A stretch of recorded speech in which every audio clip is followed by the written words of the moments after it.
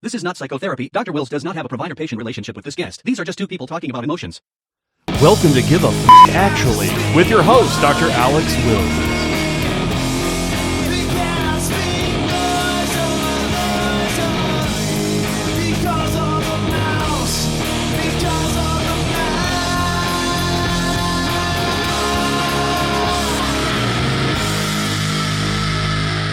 Another episode of Give a F Actually. I'm here with Dr. Timothy Golden. He is a visiting professor of philosophy at Wooten College in Walla Walla, Washington, or soon to be. When he's not working as an academic philosopher, he is a criminal defense attorney and an actor, having performed classical and contemporary theater, including works by Shakespeare, August Wilson, and George Stevens, Junior's Thurgood. Dr. Golden is also a survivor of emotional abuse and encourages people to constructively engage their emotions in the interest of their well-being, which he does in part through his work as co-host of the Motown Philly podcast. Does that all sound right? It does sound right. Yes, yes. Yeah, welcome to the show. Quite the renaissance, man. Philosophy, acting, defense attorney, there's a lot going on there. Yes, I have a lot going on. I think my identity is complex, and that just means that I was made to do difficult things. So I have to do a lot of things, and I try to do all of them well. I certainly hope I do them well, and hope that in the end, I will have left the world in a little bit of a better condition than when I found it. So, professor of philosophy, tell me how that came to be. What is that like? Is that one of your callings? Okay, so yes, Alex, so professor of philosophy, how it came to be was that I was an undergraduate and I took a philosophy class, and the class that I took was Intro to Philosophy, and the professor had us read Plato's Republic from start to finish. And I was hooked on philosophy at that point. Now, I was majoring in something else as an undergraduate. I majored in criminal justice, and I was pretty far along when I discovered philosophy. I was a junior, and so I took as many philosophy classes as I could without formally declaring a major, because there were language requirements and other things. And I was probably about maybe 12 credits shy of a major, but I pretty much was at the end of college and I had to graduate. And I told myself that if I ever had the opportunity, that one day I would go back and get a PhD in philosophy. Well, I graduated, I went off to law school. I practiced law for about 12 years and was on the verge of burnout. And at the time, I was married at the time, and my spouse and I decided that it would be a good idea for me to go back to graduate school and to try to become a college professor. And fortunately, all of that worked out, and that's what I ended up doing. I went back, I got a PhD in philosophy, and here I am. So that's how it came about. And it is a sense in which I think it is a vocation of mine. It is a sort of calling. So I'm very at home doing it, and I can't believe that I actually get paid to do this. It's really incredible. I'm very glad for the opportunity to be an academic philosopher. Yeah, that's the best job to have, where you can't, you do it anyway, even if you weren't getting paid. Kind of like my podcast right now. I'm making zero money off of this, but it's a work of passion. Sure. So this podcast is all about emotions, and the category of emotions that a lot of people don't think about is desires. So what desires, what preferences, what wishes do you have that kind of philosophy or being a professor, a teacher of philosophy help you to fulfill?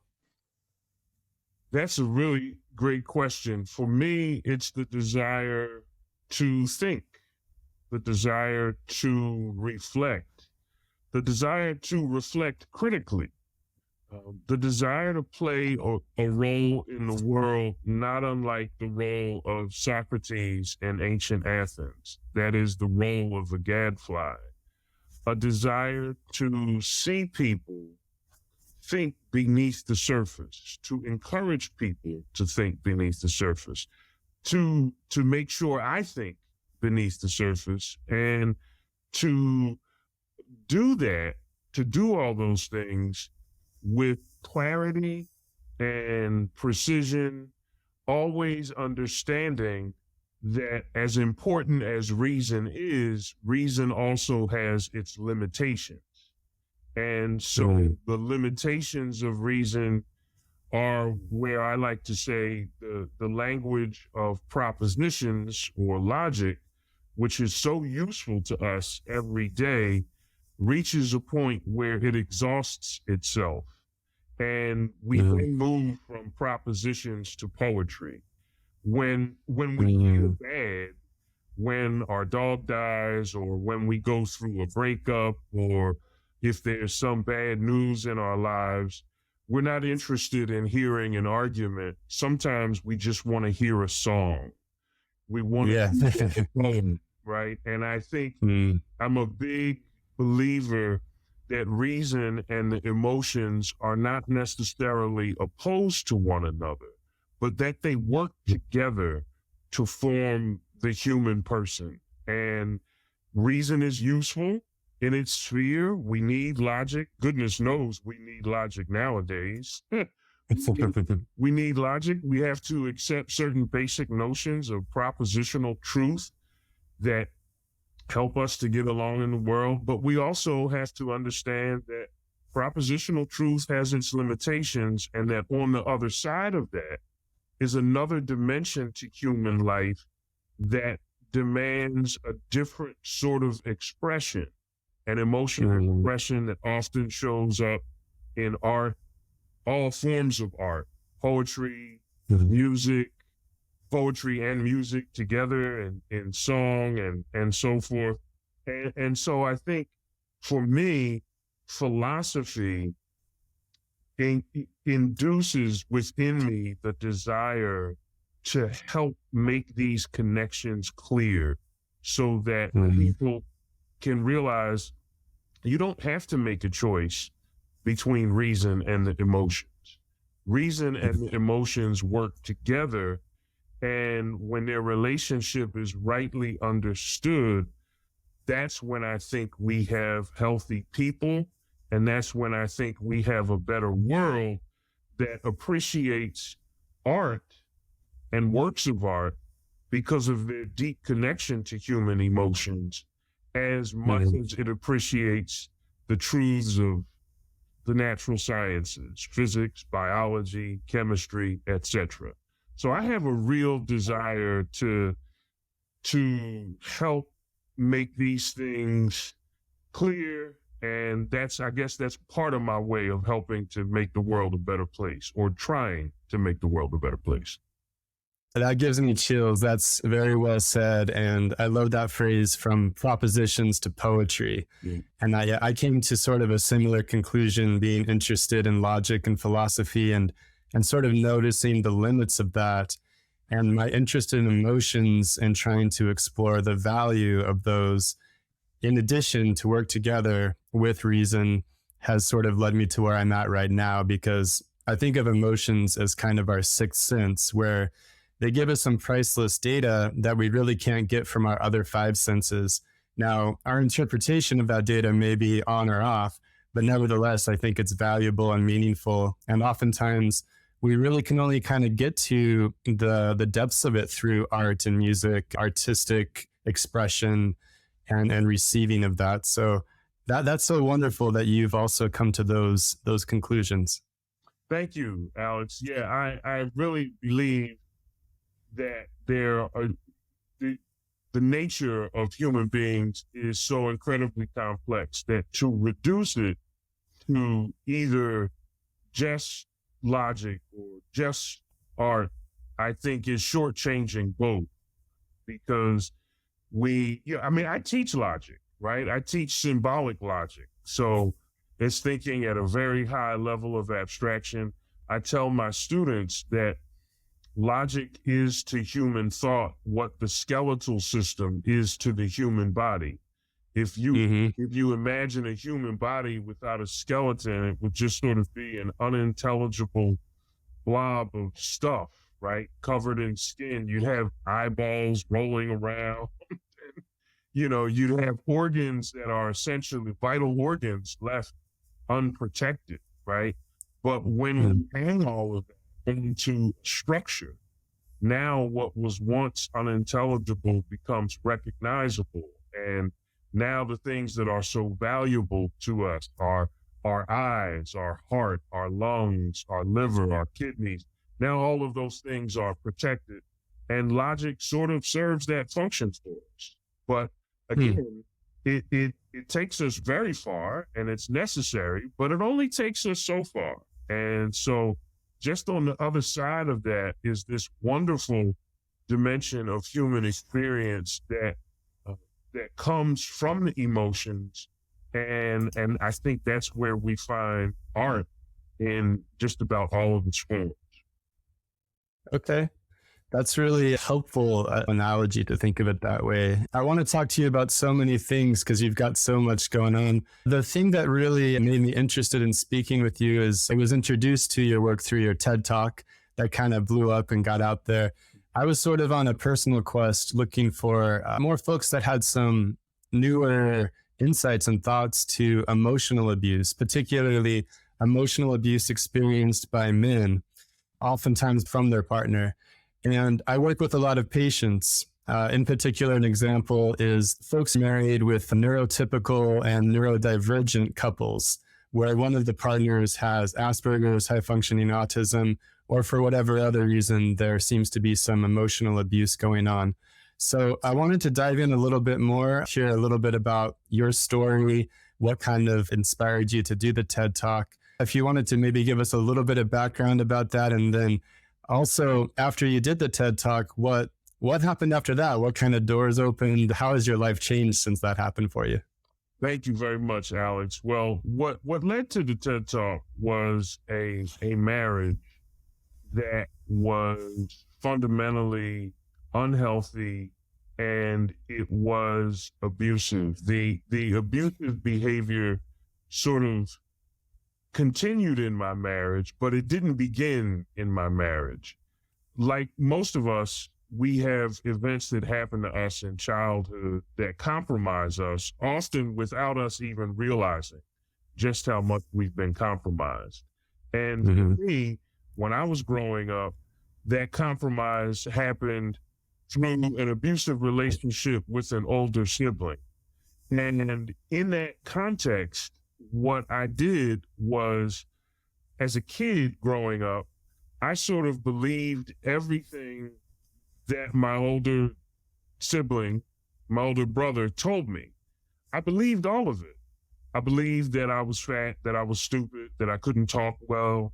As a kid, I had a bad speech impediment, and I used to stutter.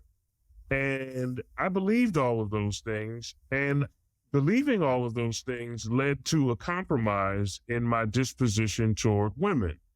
And so what would happen was, as a kid growing up, now I think I'm probably around the age of, 12, between 12 and 14, when you start liking girls and wanting to have a girlfriend.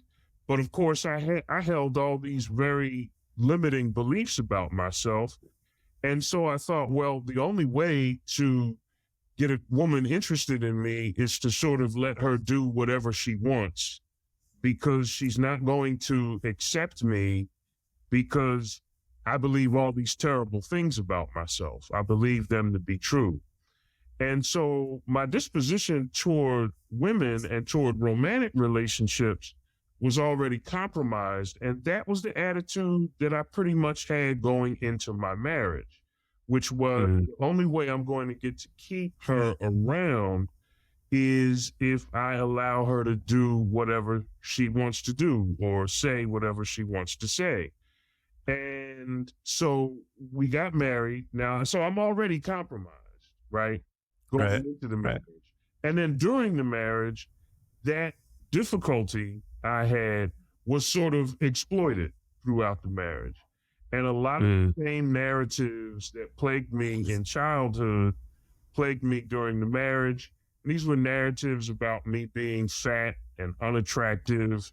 And I can't believe that I can't believe that I'm married to this beautiful woman, and oh, she wants me. And so there's a lot of that. In turn gave way to a lot of codependency, to a lot of seeking after her approval, pushing for her to accept me.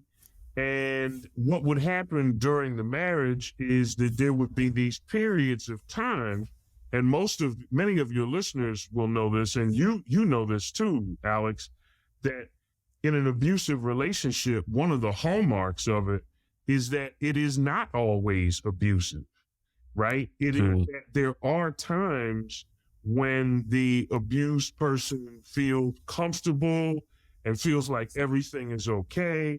And then all of a sudden there's an abusive episode. And during the marriage, these episodes would take the form of a silent treatment followed by behavior toward me that was hostile, things being said to me, such as, I don't understand why you don't just do this. If you just lost weight and made yourself more attractive, we wouldn't have this problem. You wouldn't make me so mad if you just lost weight.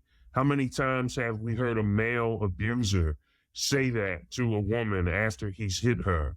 If you wouldn't make me so mad, then I wouldn't hit you, right? That was the sort of abuse that took place between my ex-wife and I. And it just got to the point where I was with her for 21 years.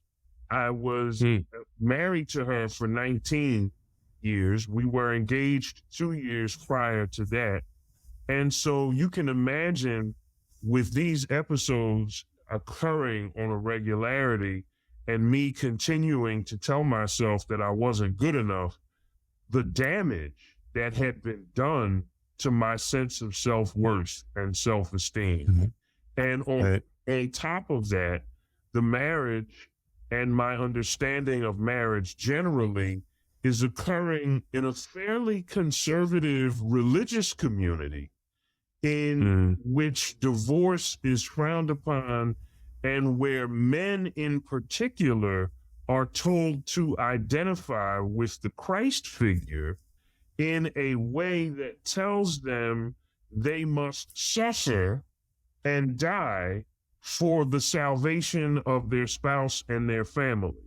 So I'm being fed a narrative about Christian manhood that is further exacerbating an already deeply compromised sense of self-worth. And that led me to the brink of suicide.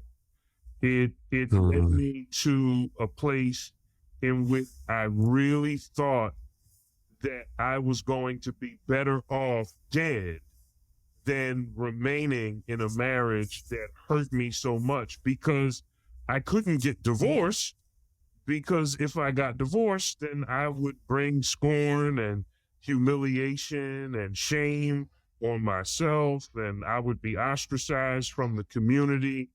And so all of that came together to the point where I was just a few weeks away from taking my own life. And what frightened me to therapy was the fact that I actually took comfort in the thought of my own death. It was pleasant to think about not being around anymore, because I wouldn't have to deal with this pain. And so it was at that point that I began to think critically about my own symptoms, my hyper attentiveness to my ex-wife, the fact that I was on eggshells around her at almost all times. And all of these things came together they led me to taking this online quiz. And the question in the quiz was, is your wife an emotional bully? And there were 15 questions, and 14 of them applied to me. The only one that didn't apply to me did not apply because we did not have children. Yeah. When I realized, Alex, that I could now give my condition a name, that's when I began to experience some degree of empowerment. Fortunately, I started going to therapy. My therapist, got me back on track. So the suicidal ideation began to wane. And now I could call my experience something. I could call it what it was. I could call it emotional abuse. And it was then that I began to realize just how much, even in the therapeutic community, the notion of an abused man is sort of laughable, right? I actually had a therapist tell me that men can't be abused, that only women can be abused. So that led me to a level of engagement beyond myself, because I started to see how many other men there may have been in my situation, and how many other men, and how hard it is to speak about something that you can't name, because there's no shared communication. Language, I think, is at the root of so much of our social experiences. And when we lack the capacity to communicate with others, we remain misunderstood or not understood at all. And that can lead a lot of men to eventually take their own lives. So it became something much bigger than me when I began to think about it in that way. And my university, my soon-to-be former employer, Walla University, 7 years ago, they had a TED event, and they were soliciting topics from faculty. And so that was a topic that I put out there, and they told me they wanted to hear from me. And I had just filed for divorce at the time. I began to see that there was a way out. So I began to move away from a lot of the conservative religious rhetoric around marriage, because I want to make this point too, Alex. It's important to emphasize this. In religious communities, marriage is rhetorically positioned as a zero-sum game. The man, particularly in Christian communities, the man has to lay himself on the altar as a sacrifice, and if he goes, it's okay as long as his wife and family are okay. And that's a very unhealthy view of the marriage relationship. And I started to move away from that, and I started to see, you know what? There is a way out. And as much as I did not want to do it, I filed for divorce because it became painfully obvious to me that my ex-wife she just didn't take me seriously. She didn't, when I told her, these abusive episodes about my weight and your lack of attraction to me, all of that has got to stop, or else I can't be your husband anymore. I don't think she ever took me seriously. And eventually it got to the point where I said, okay, I don't want to be divorced. But it's almost like when you go to the doctor, and this happened to my mother. She was diabetic, and she had wounds on her feet, on her foot. And the doctor said, you're either going to die with 2 feet or live with. And my mother said she was going to die with both. And she did. And that's the choice you have to, it's something of a Hobson's choice, right?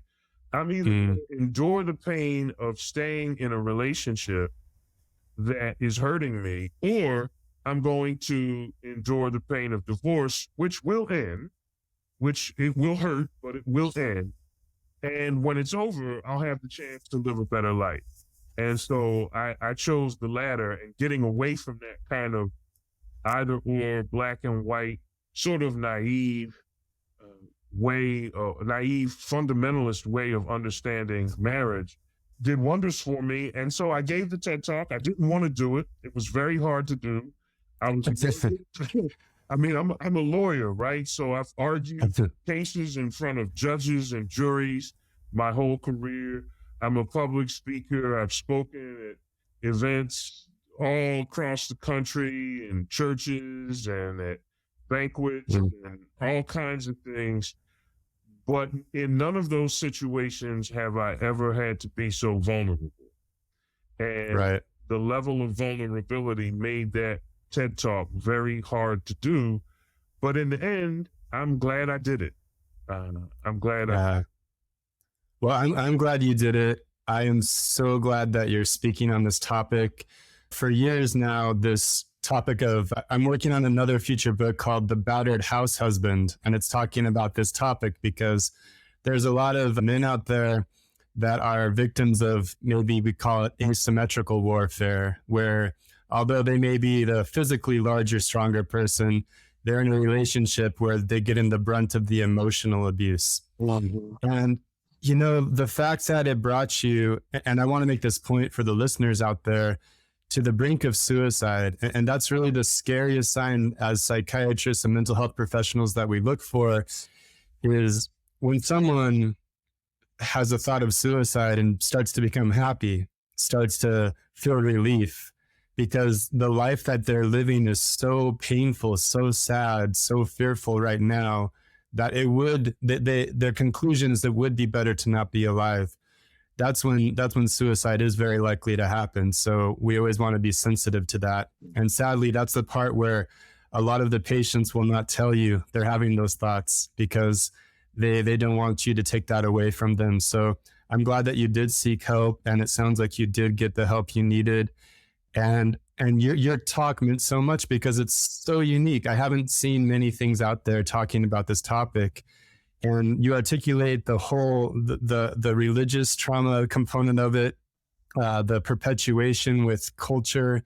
You know, I had a patient tell me that his therapist told him, "Do I think your wife's being manipulative? Yes. Do I think your wife's hurting you? Yes. But it's not abuse." And so there's sort of this gaslighting that goes on, and men are told to be strong, suck it up, take it. But a lot of us are hurting desperately to the point of suicide. So thank you so much for being brave enough to share that. Yes, Alex, I thank you. I appreciate that. I knew I was in trouble the night when I thought of putting a gun in my mouth and blowing my brains through the top of my head. And I fell asleep with that thought on my mind and a smile on my face.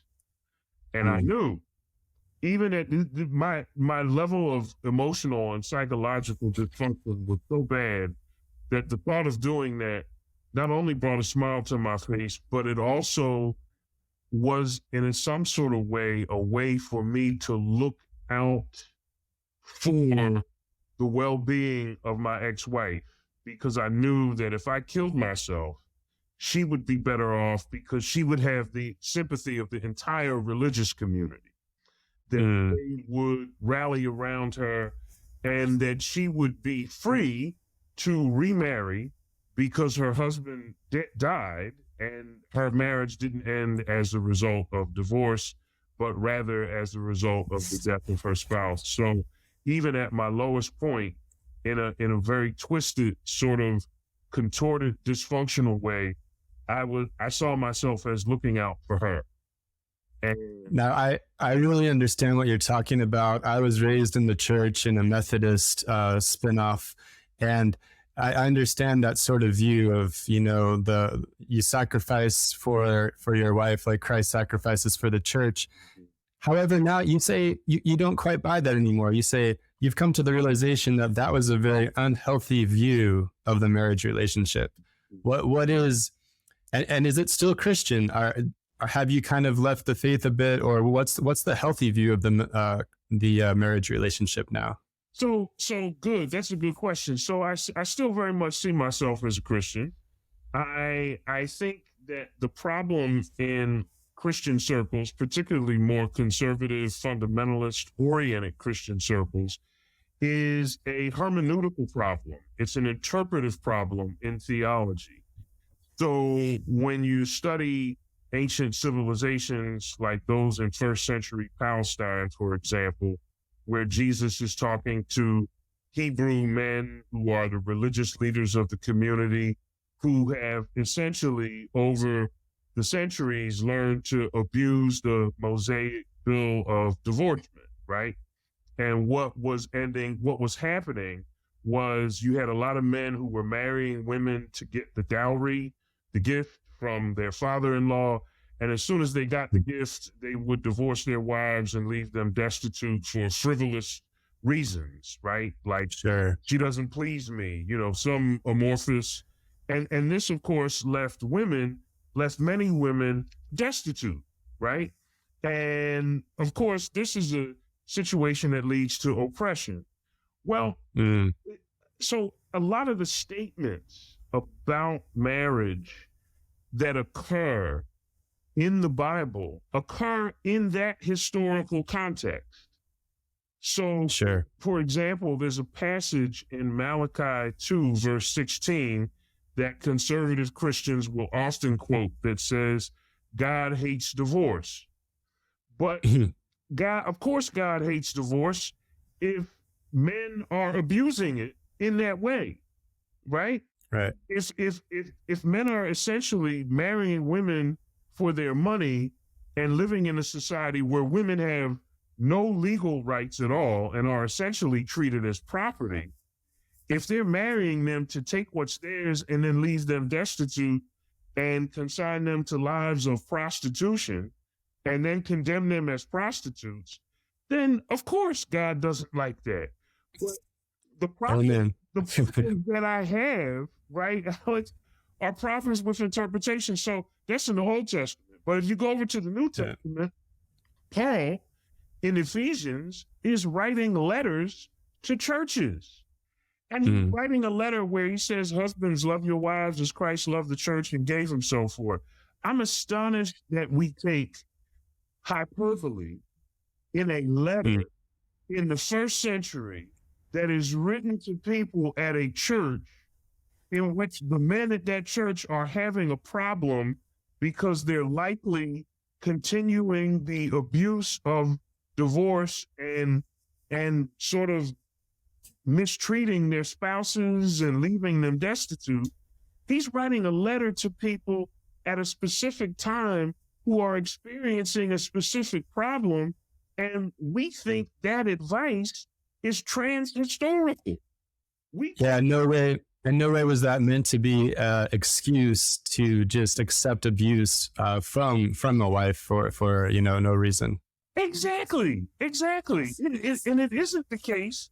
I mean, we act like we never use hyperbole. So I think a lot of the statements in the New Testament about marriage, for example, in Matthew chapter 19, verse 9, Jesus says that you shouldn't get divorced except for adultery. But we completely forget that he's talking to a group of men who are getting divorced for frivolous reasons, just so that they can enrich themselves at the expense of their wives. So in that context, you might need to restrict their use of divorce. But that doesn't mean that a woman who is being physically beaten can't divorce her husband. It doesn't mean that a man who is emotionally beaten by his wife and at the brink of suicide, it doesn't mean that the man can't divorce his wife. I've always thought that my ex-wife, I have no evidence that she had adultery, and I would never said she committed adultery, and I would never accuse her of committing adultery, right? So I'll never say that about her. But that doesn't mean that when I took my wedding vows, which by the way are not biblical, wedding vows are not found in the Bible, right? They sort of compounded onto it.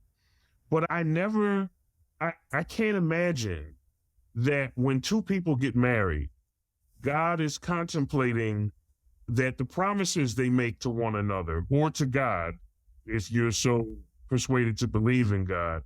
I can't imagine that those vows are being made and that they contemplate, even if that a woman is saying to herself, even if my husband is an unrepentant, violent, physically violent and dangerous man, I can't divorce him because he hasn't committed adultery, right? I doubt very seriously that interpretation of marriage.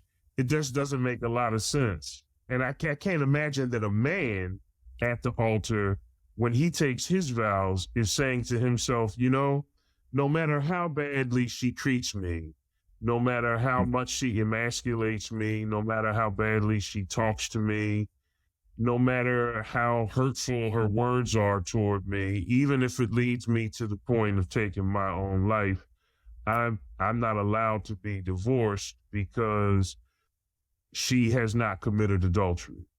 So that's not healthy. For me, the healthy view of marriage now is two people who understand that the wedding vows are vows that you take for things that are external to the relationship, right?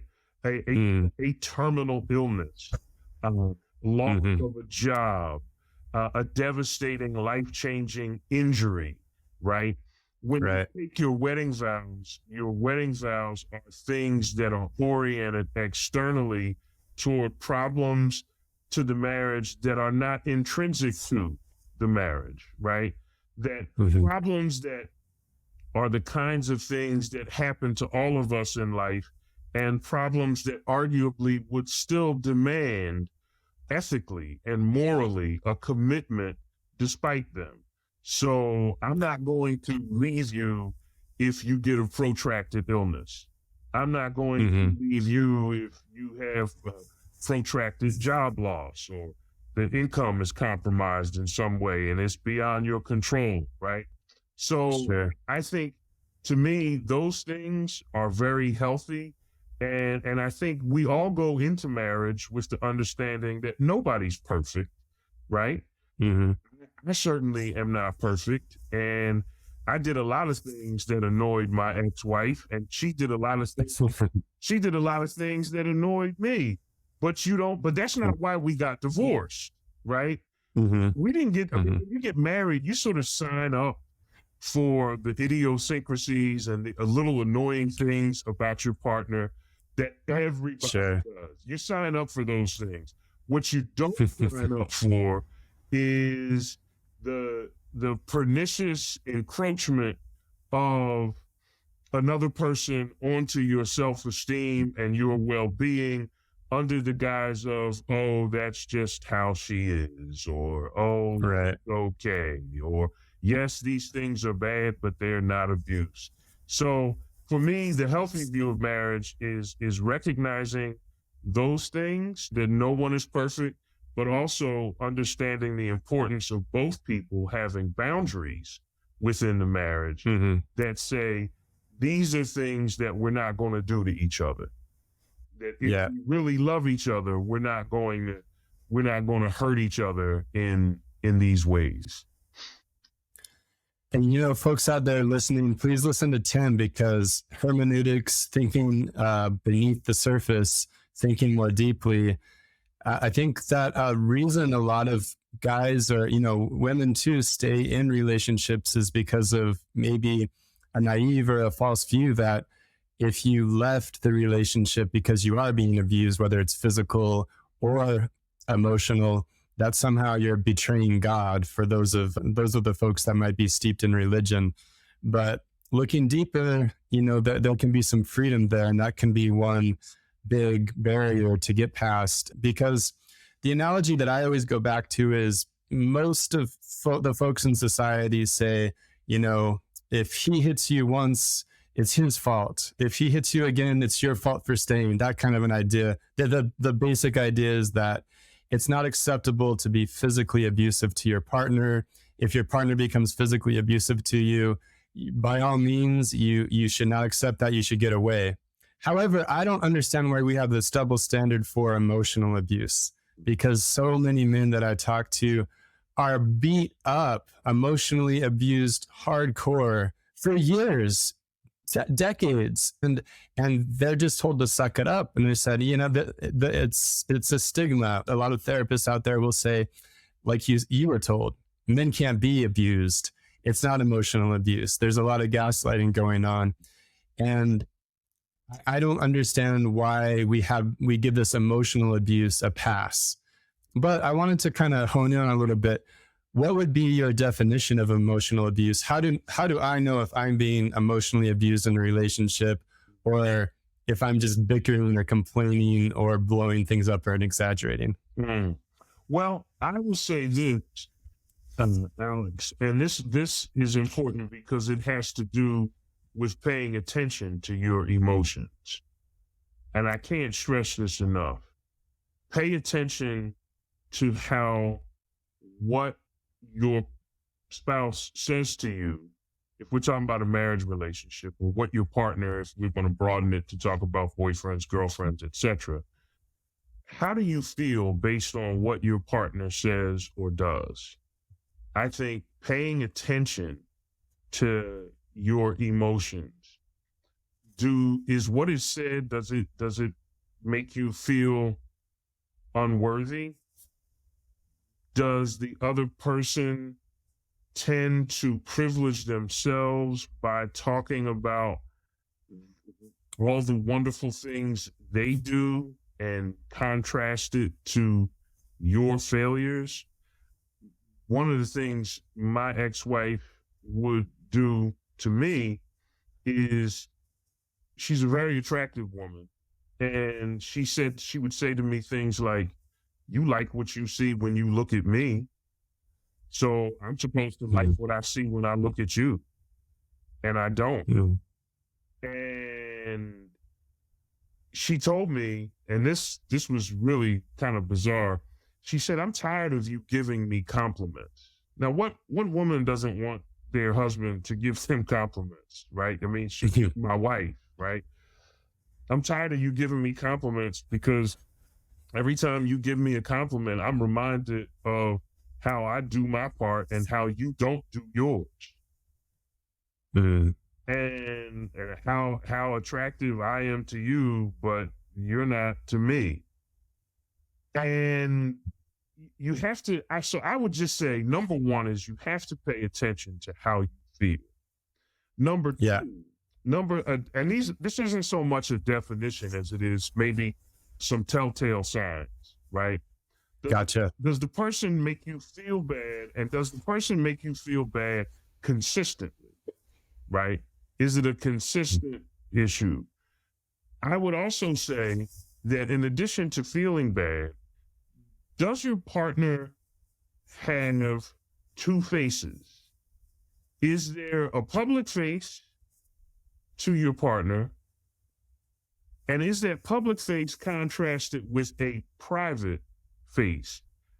My ex-wife was famous for singing my praises in front of people. And when it was just the two of us, it would be the total opposite. And that's a way of, and I guess the second point is, make sure that you're not kept off balance. And when I say that, what I mean is, there were times for me when privately I would be raked over the coals, but publicly I was the best thing since sliced bread. And so when something bad happened to me privately, and I might confide in a friend, the friend would automatically say, oh, no, man, she loves you. Didn't you hear how she was talking about you? Didn't you see her face lit up? And in that moment, now I'm being gaslit, right?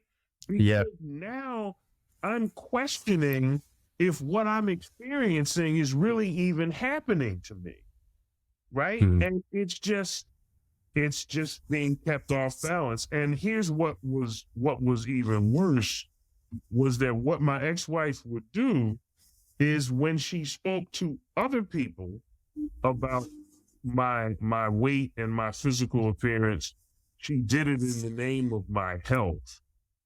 But when she spoke to me about it privately, she did it in the name of sexuality.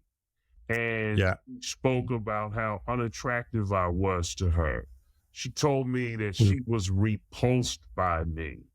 She told me that, again, I think I said this in the TED Talk, that until I got on a scale in front of her naked and lost weight, that we were going to be celibate, right? And so, number one, I would say pay attention to how you feel. Number two, ask yourself, are you being kept off balance? And that sort of goes hand in hand with the first one. And number three, I would say, when you try to talk to your spouse or your partner about it, your significant other, what is their reaction? Right? Yeah. What is their reaction? Because an abusive person, particularly someone who has a very high opinion of themselves, well, those folks do not take well to criticism. And if you said, like I did eventually to my ex-wife, hey, you know, what you're doing is really hurting me, and I really want you to stop doing that. If the response is to double down and gaslight you further and carry on and say you're making a big deal out of nothing, that is a telltale sign that you're experiencing emotional abuse. So I would agree wholeheartedly. Yeah. I would say those three things. One, pay attention to how you feel. Two, ask yourself if you're being kept off balance. Because again, most abusers, they have two faces. They have a public face where they will sing your praises, and then they have a private face with you where they will effectively undermine everything they've said about you publicly and make you feel like the worst person in the world. And number three, how does the person react when you bring your feelings to their attention? Or are they going to just dismiss you? Or are they going to, with some contrition and repentance, say, you know, I'm really sorry. And by the way, an apology is not enough. The apology has to be accompanied by a commitment to refrain from whatever behavior it is going forward. Because no matter how many times you apologize, if you keep doing it, it doesn't really matter. So I would say those three things are I think, some telltale signs that I experienced, and I think might apply across the board to others also. Right. You know, it's so easy for us to say, you know, you get physically abused once, say never again, this cannot happen again. And if it happens again, you know, you're gone, whatever. But when it comes to emotional abuse, thousands of times it keeps happening. And this goes back to sort of this idea of this asymmetric warfare where, you know, just historically through cultures, the weaker sex, you know, so-called physically smaller, there's been developed these tactics often used, and they can be used either way. Men can use them against women, women can use them against men, but they are often used by women against men. And you've named a few of these tactics, and they are powerful. These tactics are used because they're useful. They work. They are effective. They know how to figure out those emotional buttons to push, to find out those weak areas, and they touch you to the soul. And you also brought up the abuse cycle where you weren't being abused every day, 24/7. There were periods, there were lulls, things were going nice, right? There's these periods where the abuse is intermittent, which makes it even a little bit more nefarious because, you know, it keeps you on your toes, keeps you off center. And oftentimes, after a little bit of a phase of abuse, the abuser will go into a love bombing phase. And they'll be the sweetest, most loving person publicly into your face to get you to buy back into the relationship before they start the cycle over again. Did you experience some of the love bombing as well? Oh, yes, absolutely. Absolutely. Some episodes of abuse were really, really bad, followed by episodes of really intense sexual behavior, right? And the very thing I was told I wasn't good at or I didn't attract her, those things became prominent, right, behind closed doors. And then you sort of buy into it, right? You start to, well, gee, okay, well, if it's going to be like this, then this is great, you know? But then you realize as time passes that it's not that great because that was just, as you put it, to get you to buy in, and it worked. That worked on me for a long time. But then I got to the point where I had to ask myself, what am I buying into? You know, what is the real value of recommitting or continuing to commit, I should say, to a relationship that is fundamentally painful to me, that's hurting me? You know, I don't expect, I never asked my ex-wife to be perfect. Never. I would never demand that of anybody. All I asked her to do was stop hurting me. And when I realized that she didn't even believe that she was hurting me. I mean, the last words she said to me were, "You're making a big deal out of nothing." And when I heard that, and when she heard my concern coming from a man who she was married to that had told her about my suicidal ideation, and she knew how harmful and how painful those things were. And for her to say that to me, it just told me everything I needed to know. Because if she is unable to see me as in pain after all of this, she'll never be able to see me. Because the only thing worse than this is me following through with my suicide, right? And then I won't be around to challenge any of her characterizations or assertions or anything. And so, yeah, that's how I began to critically understand what it was going to mean to continue to stay in the marriage, because it was not going to change. You know, so many of the men that I talk to about this, they've been in these relationships for years.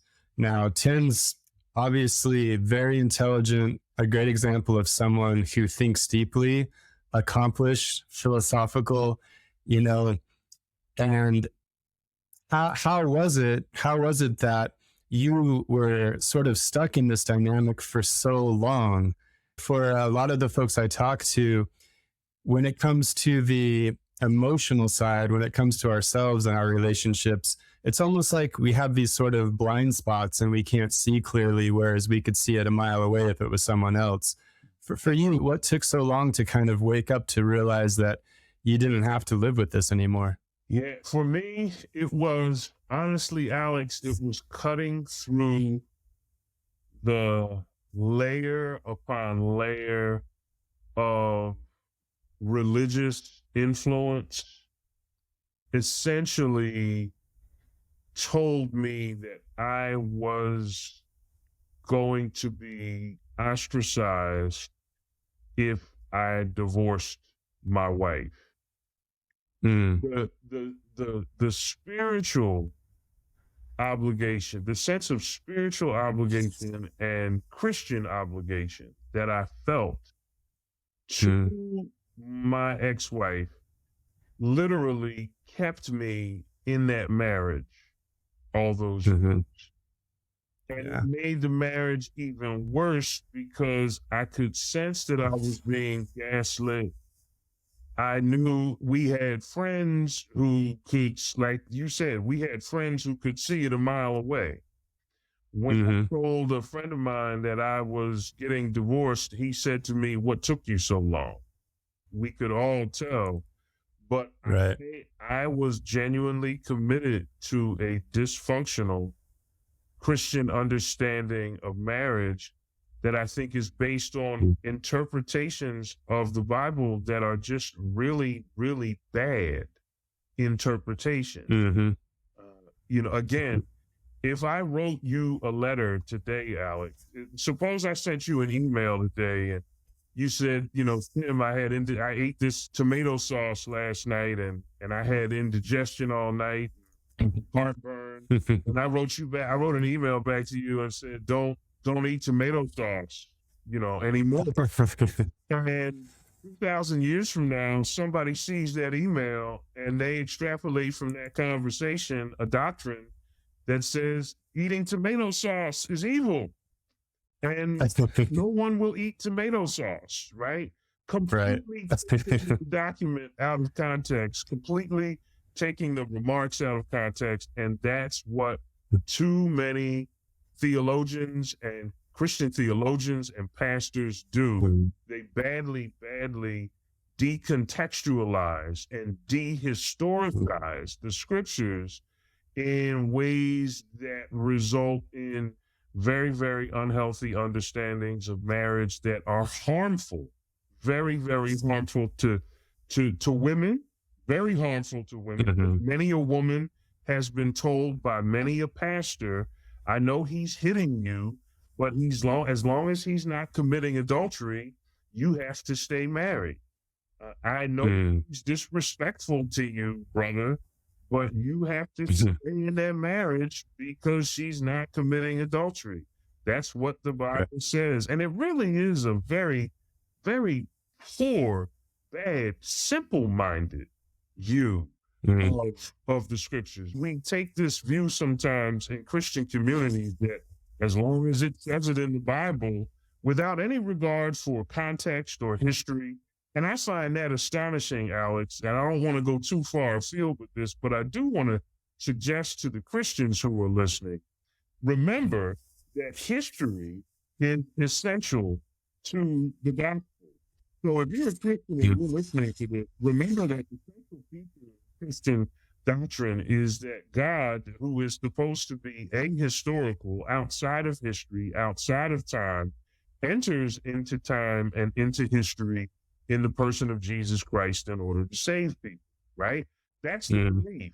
If God is that attentive to history and we are supposed to emulate God, then what kind of interpretations of scripture are we rendering to others when those interpretations ignore history altogether?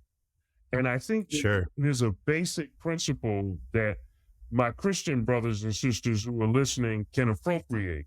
And that is that if paying attention to history brings salvation, then ignoring history will always bring oppression and bondage. And the way the scriptures are interpreted as it relates to marriage in such an ahistorical, unhealthy way that doesn't pay attention to context, that has brought nothing but misery and oppression. So Christian folks, I think, need to take heed to that.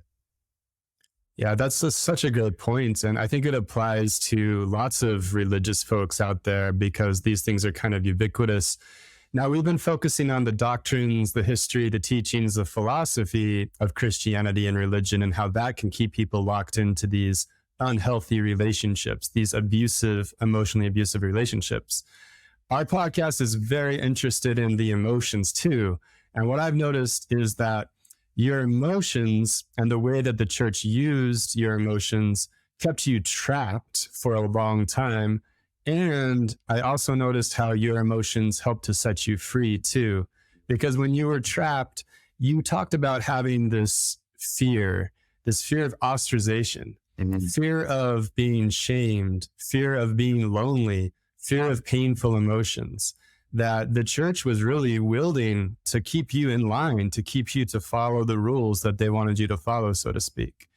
And then it was also the emotion of relief that you discovered that you were so miserable, and following the rules, following Christ's examples, as you understood at that point, that you felt this emotion of relief at the thought of suicide, which also must have been quite frightening too. So that emotion of fear came back too.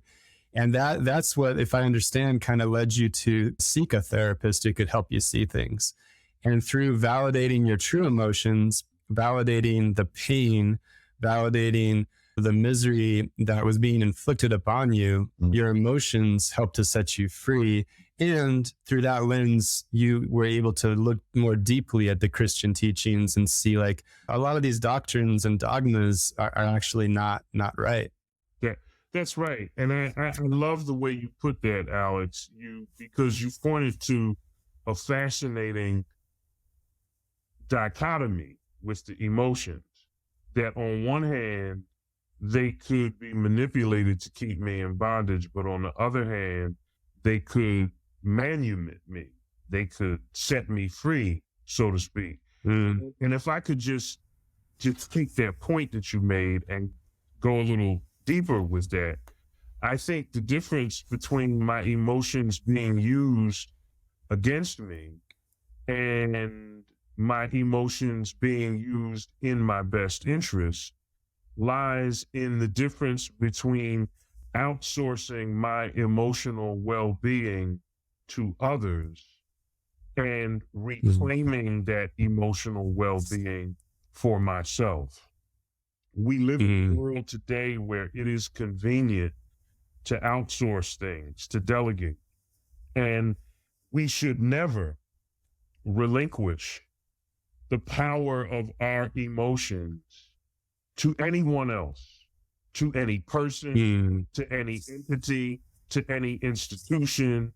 And because when we do that, we are sort of setting ourselves up to be manipulated in ways that can take us to the brink of suicide, as it did me. Yeah. What saved me was, and I like to think of it almost as the difference between being codependent on one hand, in which you say to yourself, okay, well, I'm going to chase down this person for approval. I'm going to live for approval no matter what. And this is what I'm going to do. And I'm just not going to have any emotional boundaries, right? Like, I'm going to let you in and you are going to be able to manage my emotions for me. And when you do that, you end up managing me. And that happens not only with me, it happened with a person and an institution that were sort of combined into one. But I think the much healthier way to approach it is to have boundaries, because what I began to see was that when I began to set boundaries with my ex-wife, I started to feel better about myself. I started to say, this isn't quite right, what's happening to me. And it's time that I put my foot down. And so that was really a reclamation project. I was taking back, literally taking back and assuming responsibility for my own well-being. And I don't think we should ever outsource that to anyone. A lot of guys do this with women at the beginning stages of relationships. A woman tells a guy she's not interested, rather than take her at her word and walk away.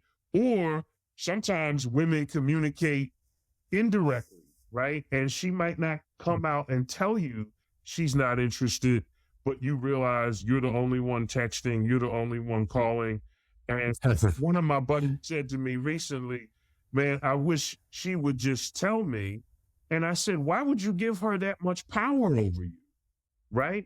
Why would you relinquish your emotional well-being like that to another person? If she's not calling you, if she's not texting you, if she's not expressing any interest, you have to claim your own emotional well-being and say, you know what? Okay, I can read the tea leaves and I can move on. And so I think that point you made is really powerful. Emotions, in a sense, are like the law. The law can put you in bondage and the law can set you free, right? It depends on what's happening in each of those scenarios. So I think it's important to never relinquish your emotions to anyone else, because when you do that, you're setting yourself up for an oppressive, miserable relationship. But if you retain your emotional well-being by setting healthy boundaries at the beginning, now all of a sudden you're much less inclined to fall into the trap of being manipulated, because you're not giving people who aren't worthy of your emotional investment access to who you are emotionally. I like to think that anybody who lives in my head is paying rent, right? Right. There we go. Anybody who I'm thinking about or who I'm emotionally invested in is doing something, in a sense, something similar for me. I think of a very useful definition of boundaries to think of them as preferences, or even another subcategory of emotions: desires, preferences, wishes. And when you start to validate your own emotions by asserting what you prefer, I prefer that you not call me that mean name that makes me feel like shit. that would be nice, right? Yeah. And that's such a great way to assert yourself, to express yourself, to be known, and to validate your emotional truth. I don't like that. I do like this. I don't like it when you do that. I love it when you do this. And I'm so glad that you use that word reclaim. It took over a month for my publisher and myself to come up with the subtitle for the book. And my publisher suggested the word reclaim, which became the subtitle of Reclaim Yourself with the 5 Steps of Radical Emotional Acceptance. And it just really resonated, this idea of so many of us are lost. So many of us, we're not in touch with our emotions. We're not in touch with the emotional truth of our happy emotions, our sad emotions, our scary emotions, and our preferences, our boundaries, our desires. And if we can start to validate and really get in touch with our emotional truth, our emotional data, that's the pathway back to happiness. And I mean, I'm going out on a wild limb here and saying, you seem like you're a lot happier now. You seem like you're very satisfied that you have done this work yourself. You seem like you're not regretting the decision you made. No, I don't regret it, Alex. It was probably the best decision I should have ever made. It hurt. It was painful. I'm not here to pretend that, and I'm not here to tell everybody to run out and be divorced.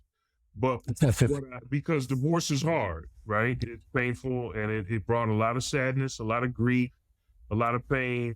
Fortunately, I've had a good therapist. I've done a lot of work on my own traumas, both from childhood, and a lot of trauma that was inflicted during the marriage, frankly, was really bad. And I've worked through those and spent lots of lonely nights. I mean, I'm from Philadelphia, and when I moved to Walla Walla, Washington, I moved from the Philadelphia area. I left my home, my friends, my family. My acting career was just starting and to take off, and I walked away from all of that because I knew there was one fundamental truth that I could not get over, and that was that I could not be married and be healthy at the same time. That if I was going to stay married, I was also going to stay unhealthy. And that if I was going to be healthy, then it meant that my marriage had to end. And so when I got to that point and I saw that my well-being that my well-being and the continuation of my marriage were fundamentally incompatible with each other, then I decided to choose my health. And I'm so glad I did. My divorce will be final, I guess, for 7 years in a couple of months. And the 7 years has been 7 years of healing, of pain, a lot of grief, a lot of suffering. But I'm here to tell you that if you're a person out there who's listening to this and you're suffering from emotional abuse, and whether you're a woman or a man, but especially to the men, because the culture tells us not to express ourselves and to just go along to get along, I'm here to tell you, to the men listening, there is life on the other side. There is life on the other side. You will wake up and it will be a new day. The sun will rise, the birds will sing, the trees will sway in the breeze, and you will be glad that you made the decision that you made. So I hope that's some encouragement for those who are listening. Beautiful message. It's been so great having you on. I've got 1,000 more questions we didn't get to. This message is so essential. It needs to get out there more. And I'm glad you're doing what you're doing. Where can folks follow you? Can they listen to you on the Motown Philly podcast? What's going on? Yes. So you can certainly listen to me and my co-host, Jason Hall, on the Motown Philly podcast. It is found on Spotify, Apple Podcasts, and all of podcast hosting platforms. At our podcast, we talk about communication, connection, and community. That's our mantra.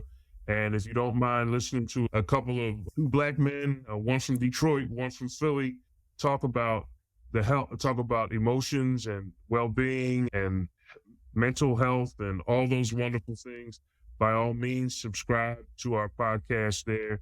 If you share our podcast on social media, use the hashtag Motown Philly, and I think that you'll enjoy that. You can find me on Instagram at A Good Golden Man. You can find me on Twitter at DRTJGoldenESQ. And you can also find me on Facebook at Tim Golden. And I'm probably the only Tim Golden in Walla Walla, Washington. So if you look there, you'll find me there too. But Alex, thank you so much for having me. I can't tell you how much I appreciate it. And I'm hoping that I get to come back so you can ask the other questions that you said you had. So I'm excited about that. And we would love to have you as a guest on the Motown Philly podcast to talk about your work and your book and all that sort of good stuff. So I will be in touch about that. Thank you so much for having me, Alex. And to those who are listening, thank you for listening. And there is hope. I am living proof of it. By the time this podcast airs, the audiobook version of Give a F actually will be released. So that's our exciting news. I will definitely be on your podcast if you guys will have me. Yeah. And if you guys haven't, checked out Dr. Tim Golden's TED Talk. Amazing stuff. Thank you so much, Alex. Hey guys, thanks for watching. This is Dr. Alex Wills with Give a F Actually. Make sure to check us out on Apple Podcasts or anywhere you get your podcasts. Thanks for watching. Make sure to check out the merch store. RadicalEmotionalAcceptance.com. Bye. Bye.